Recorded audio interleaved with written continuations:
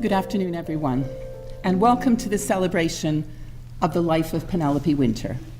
For those of you who don't know me, I think that's hardly anybody, I'm Mary Winter, Penelope's younger sister, and I'll be guiding us through today's ceremony. We're so grateful to everybody for being here, and that includes those of you who managed to brave the weather and get here physically, and also those who quite understandably were not able to do so and are with us online. It's wonderful to have everybody gathered to help remember Penelope, and we really, really appreciate the presence of each and every one of you. It's tempting to reflect on the fact that Penelope took a lot of satisfaction in the proper winter of Ottawa, but if she was trying to reproduce a suitable occasion for today, I think she kind of overdid it. Where to start in describing my sister Penelope? I have to say she was a bit of a one-off in many ways. For example, from an early age, she distinguished herself by being the only one of the four of us who never hesitated to argue with our father. He found to his dismay that in her he had absolutely procreated in his own image when it came to stubbornness and argumentativeness, and their battles were frequent and epic. Penelope could argue with her face as well as her words. On one famous occasion, our father ended a dispute by saying, "And don't argue." Penelope protested, "I didn't say anything," to which our father replied, "You didn't have to." It should also be said that as she matured, and as he matured, they developed an ability to debate and explore rather than argue, and became the best of conversational partners. Even from an early age, there was lots of harmony as well, especially with her sister, Elizabeth. They were only 2 years apart, less than that, I think, and Elizabeth remembers hours and hours of playtime together, both at Highgate and at the old house on Finch Avenue that we left in 1963. Using an old mop handle, they would recreate the choir procession that they saw in church every Sunday, and they described this as leading the choir into temptation. They also spent hours and hours doing jigsaw puzzles, which was a love that lasted throughout Penelope's life. They spent 2 years in the same patrol in guides, even though the leader was not keen on siblings being together in these patrols, but they managed it with never a cross word. They did their Christmas shopping together, pooling their milk money, somewhat under the table that was. It was supposed to buy milk with it, but into the Christmas pot it went. And they used it on one famous occasion to buy Michael and me our best ever stuffed animals. I could go on and on. Penelope's room was always the messiest, but it was very helpful when it came to hiding the Christmas projects that they were working on for us, etc., etc. For Michael and myself, many situations involved being paired up with one of our older sisters. This was a ploy on our parents' part to foster family cooperation and independence, build responsibility in the older children, and possibly buy themselves a few minutes of peace and quiet. So tagging along behind either Elizabeth or Penelope, Michael and I would do jobs at the log house, or on trips out west, we would spend our daily nickel at one of our rest stops. Now, those of you who were born in the 90s or later, listen carefully. We were allowed to buy either a postcard or a chocolate bar for a nickel. A nickel would buy you either of those. Not both, but come on. Elizabeth and Penelope made sure that we got back to the car safely on each of those occasions, often with the chocolate bar still in its wrapper. As a child, Penelope did the usual skating, swimming, and piano lessons that were part of all our childhoods, and we all know what an important thing swimming became to her later on. She also did ballet, which I was very jealous of. In my mind, she was the athletic one, the confident one, although I don't think she saw herself that way. In school, she learned to sew well enough to make some of her own clothes, and she began a lifelong love of cooking. And I say in school advisedly because our mother, who did not like cooking, was not the one to teach us. Penelope and Elizabeth taught me, but they learned in school. She enjoyed playing her clarinet in the school band and excelled in languages in particular, laying the groundwork for all those French language skills that she was to take such pride in later on. Penelope, however, was always a restless soul. And at one stage, not many people know this, we hatched a complex plan to run away together. We never did. Tell you more about it afterwards. She galloped ahead of me across the yawning gulf of puberty, and then she reached a hand back to draw me after her. She took a real interest in me, and I owe her a lot. There are things I've done in my life that we both believed in that I hope, would have done anyway, but she made it a whole lot easier by doing them first. Keeping one's own name after marriage, exercising choices in childbirth, and expecting men to know how to cook are just a few examples that spring to mind, and these won't be a surprise to anybody out there. These things might seem normal now, but in the 1970s they were far less so. Penelope was in many ways a true trailblazer. So if you're getting the impression of a feisty, challenging, bright, independent person who was never going to follow a conventional path, then I've done my job. And when eventually she discovered the cooperative housing movement, she realized that this was something she could believe in and on which she could focus all that energy. She became, as her nephew Paul put it, a beacon of uncompromising female excellence that we were all privileged to have modeled to us. Penelope's commitment to the co-op housing movement, a passion she shared with her husband John, continued unbroken until the end of her career. Her other enormous unflagging commitment was to her family, to her 4 children, Colin, Suzanne, Neil, and Rachel. They're going to fill in the rest of the story for us. Rachel, over to you.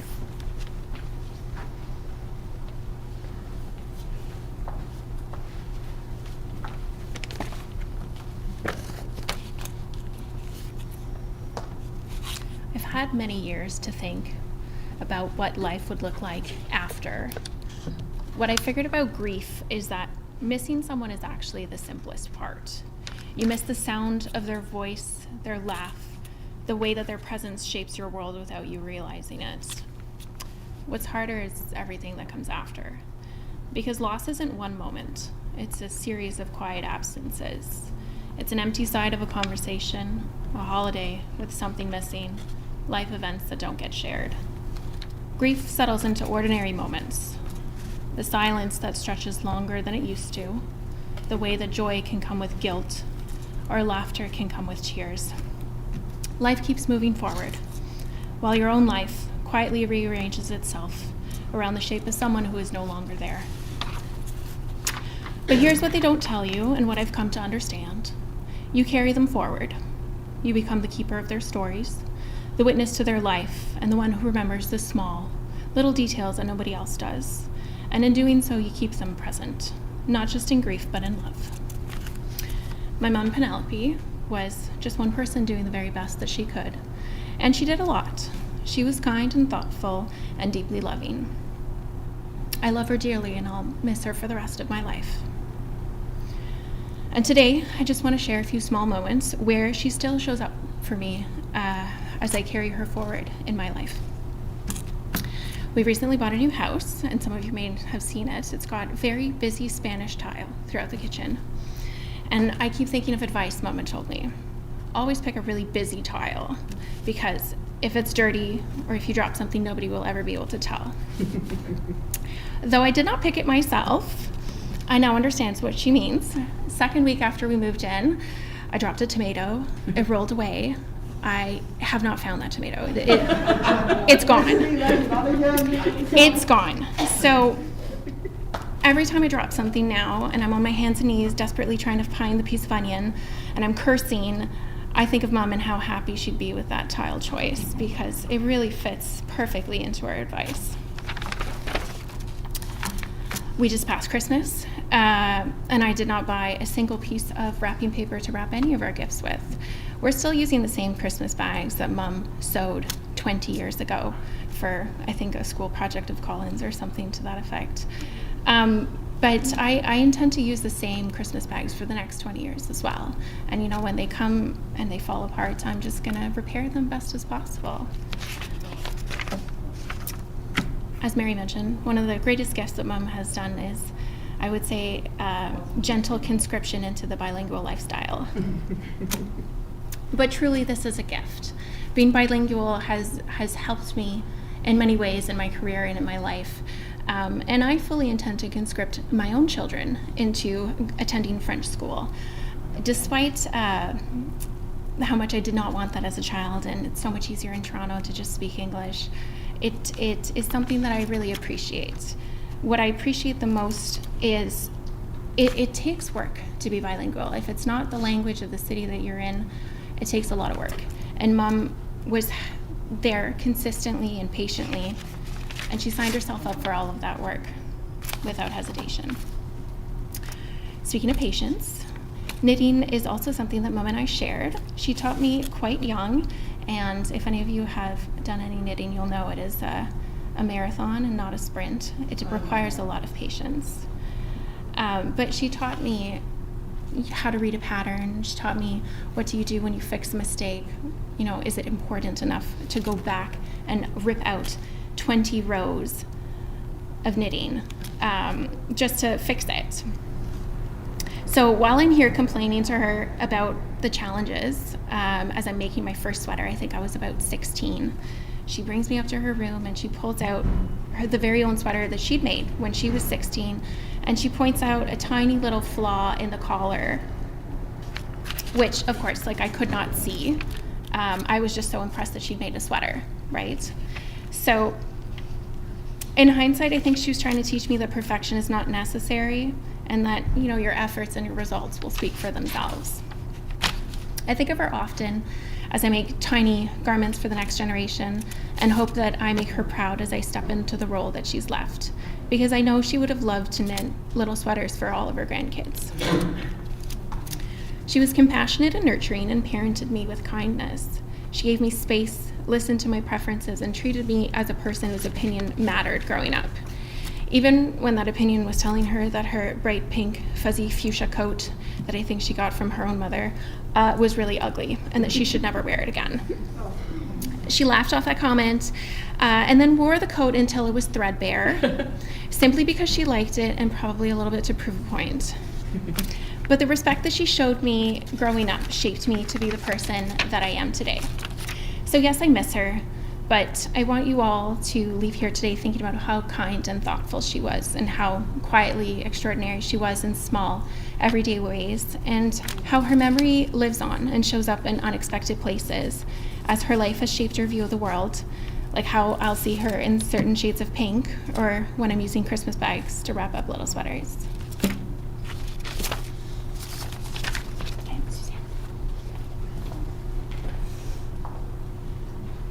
Before I do this book, before I do, It was my mother that taught me how to cook. I was the one that made salmon by scratch and guacamole by scratch.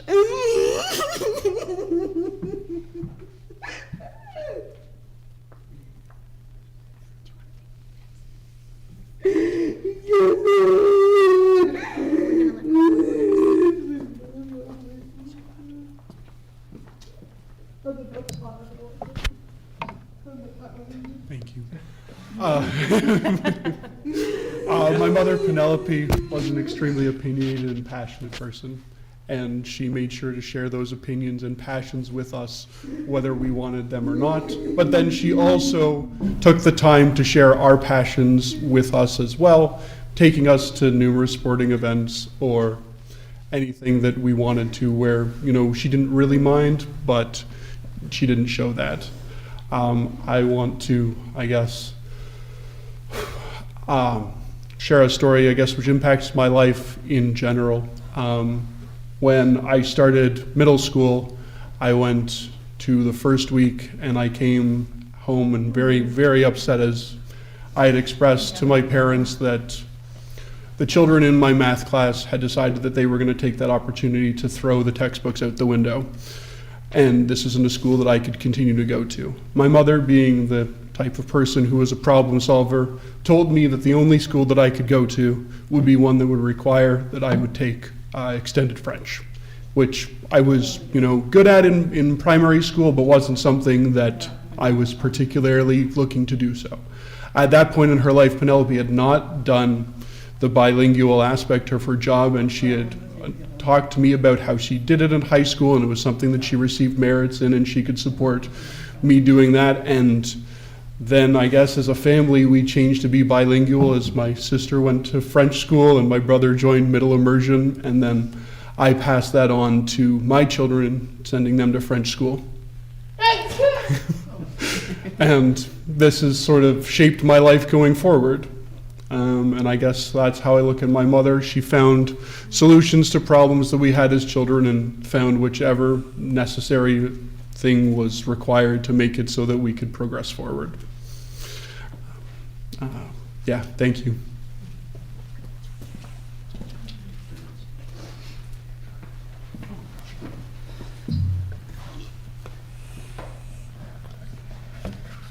So my mom did cook, she did, but overall, I was the one that actually made salmon by scratch and guacamole by scratch for Mom. 1 year, I did that. I did that for her 1 year, 1 day for her.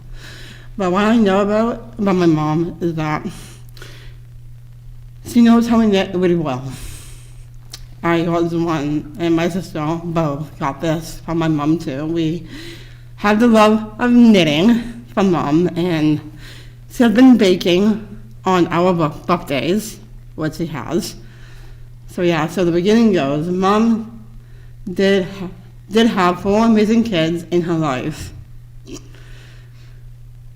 And the other half is, will be in our hearts.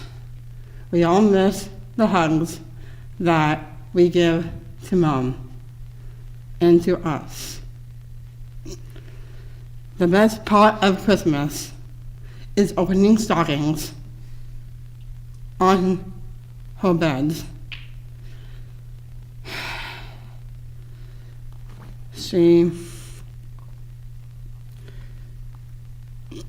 likes baking on our birthdays. Mom did take me to the pool to be the best in my swimmates. We made puzzles together. I don't want to cry.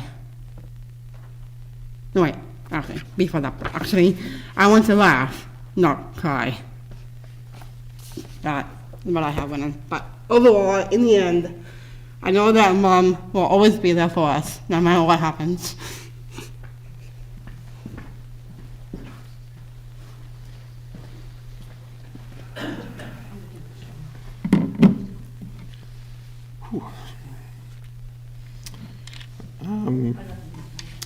So my mother was a lot of things: an entrepreneur, an affordable housing pioneer, but for me, she was just my mother.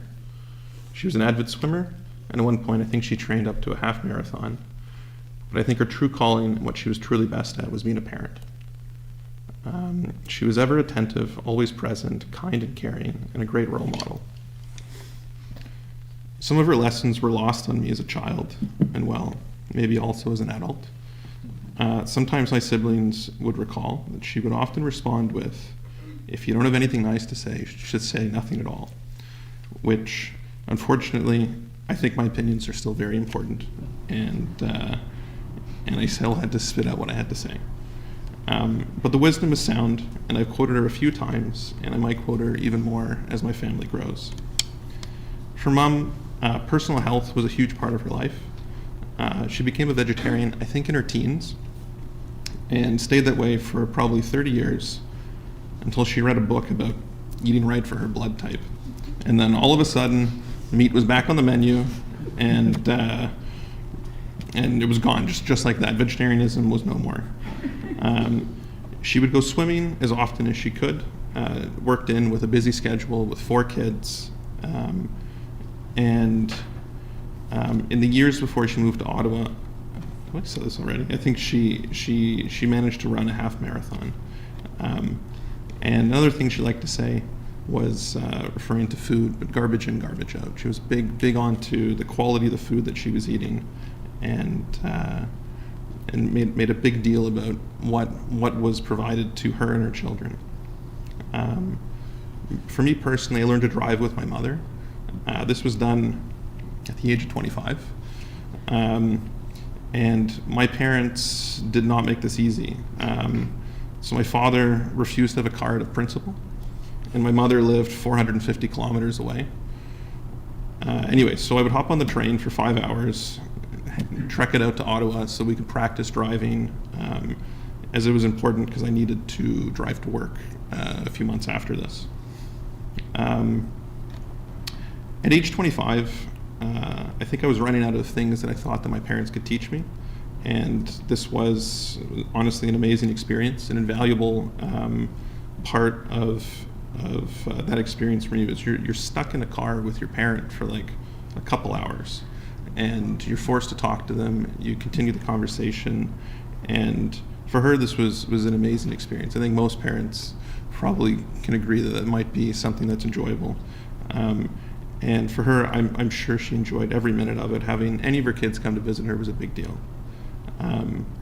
And she truly would do anything for her children, which I think probably one of her greatest accomplishments is what she did with my sister Suzanne.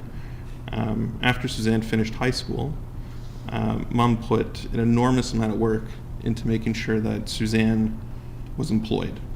She had a solid 10-year plan for how she was going to make this happen. She had job coaching, mentorship set up, and in the end, Suzanne got a job. Suzanne was employed, no problem. Everything was perfect.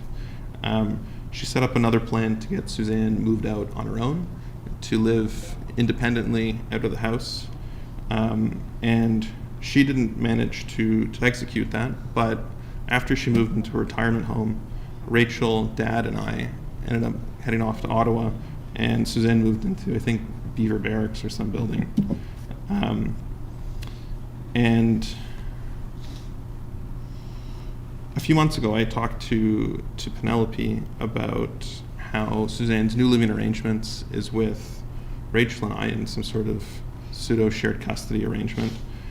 And I asked her if she approved of this as a plan, different from her own. And without hesitation, she said that was the plan all along. I don't think she would have ever asked, but I think she was very hopeful. A story for my father. He described Penelope as the most frugal woman he had ever met.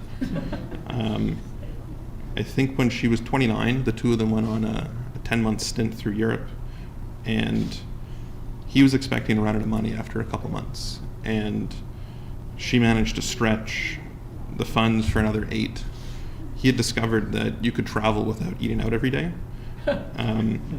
She implemented a rule that they can only eat out once a week, and the other 20 meals they had to cook themselves. I think it was on this journey that she developed the belief that crackers and cheese was a meal.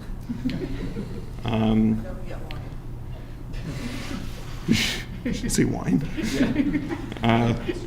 While she is no longer with us, her presence and influence in our lives and and our family will never be forgotten. Thank you.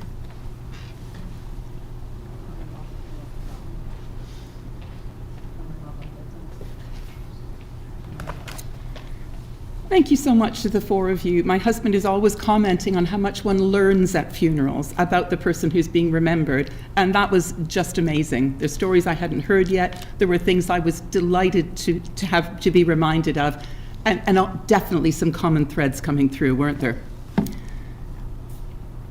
Rachel talked about the hole that's left when somebody dies. And in the case of Penelope, the hole had been developing for a number of years, but this is a different type of loss, and we need to be able to feel that. One of the things we do as human beings is we take risks in relationships. We allow ourselves to love people, even though logic says that this is not going to last forever, and we do it anyway, and it is one of the things that makes us extraordinary. The day after my sister died, this poem dropped into my inbox. It helped me, and I'm sharing it now in the hope that it will help you. It's commonly attributed to Yehuda Halevi, who lived in the 11th century, so people have been wrestling with this for a very long time. "'Tis a fearful thing to love what death can touch. A fearful thing to love, to hope, to dream, to be, and oh, to lose. A thing for fools this, and a holy thing to love. For your life has lived in me, your laugh once lifted me, your word was gift to me. To remember this brings painful joy. 'Tis a human thing, love, a holy thing, to love what death has touched."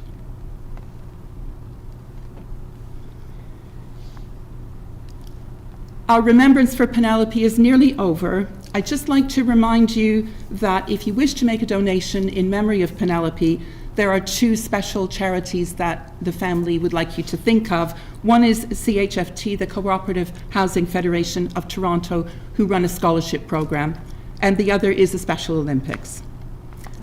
After we're finished here this afternoon, there's a reception across the hall, and there's some amazing pictures of Penelope on a slideshow as well. So do join us, please, for that. And now would you please stand?